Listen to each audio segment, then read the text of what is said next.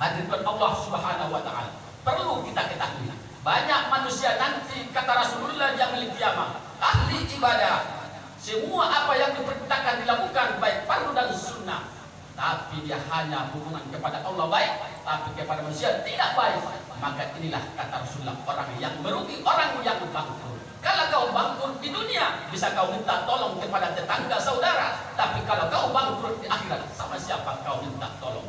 Karena orang-orang yang pernah kau zalimi akan minta pertanggungjawabanmu di hadapan Allah Subhanahu wa taala. Atadaruna minal muflisin min ummati? Adakah kalian tahu kata Rasulullah, nanti umatku yang bangkrut di hari kiamat?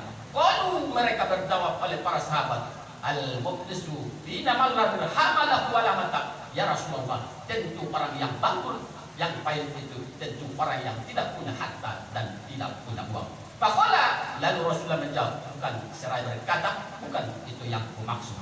Innal muflisi min ummati may ya'ti yaumil qiyamah bi sholati wa zakati wa siyam wal hajj. Sesungguhnya umatku yang bangkrut dari kiamat, dia datang ke kiamat membawa pahala salat, pahala zakat, pahala puasa dan lain-lainnya.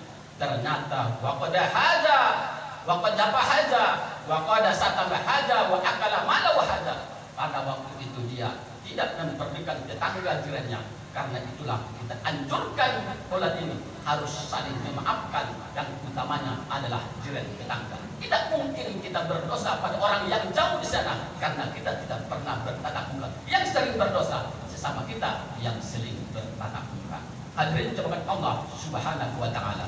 Lalu apa kata Rasulullah orang yang bangkrut sesudah hari kiamat? Apa kata yang dizalimi?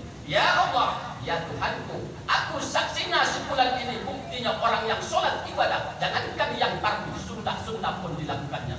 Tapi di saat di dunia, karena dia orang kaya, orang berjabat, orang pejabat dan orang yang berpangkat, lalu sekendaknya kepada kami orang biasa.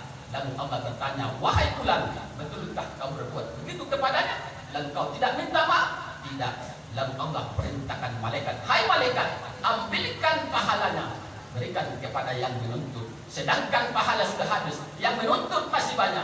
Lalu Allah perintahkan, ambillah dosa-dosa yang menuntut, berikan kepada yang tuntut, lalu lemparkan dia ke dalam neraka. Mereka masuk neraka ahli ibadah, super power.